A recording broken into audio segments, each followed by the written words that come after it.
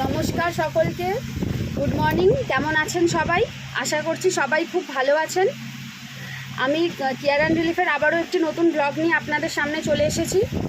আমি সকলের কাছে অনুরোধ করব, আপনারা যতটা সম্ভব মুখে বলে ওষুধ কম নেবার চেষ্টা করবেন, কারণ গভর্নমেন্ট অফ ইন্ডিয়া থেকে এখন ওষুধের ওপর অনেক রকম নতুন নতুন আইন তৈরি করা হয়েছে এবং আপনারা বেশিরভাগ মানুষই চেষ্টা করবেন যাতে ডক্টরের রেকমেন্ডেশনে ওষুধ খাওয়ার, এবং যদি কোনো রকম কোনো অসুবিধা হয়ে থাকে তাহলে কোনো ডক্টরের সাথে কনসাল্ট করে তবেই ওষুধটা নেবেন।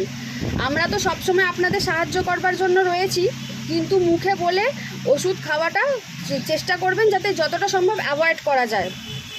কারণ আমরা হয়তো দেখুন আপনাদের ওষুধ সাজেস্ট করে দিতে পারি, কিন্তু আপনার শারীরিকভাবে কীরকম কী সমস্যা রয়েছে সবটা তো আমাদের পক্ষে বুঝে ওঠা সম্ভব নয়। তাই অনেক রকম ওষুধের অনেক কিছু সাইড এফেক্ট থাকতে পারে।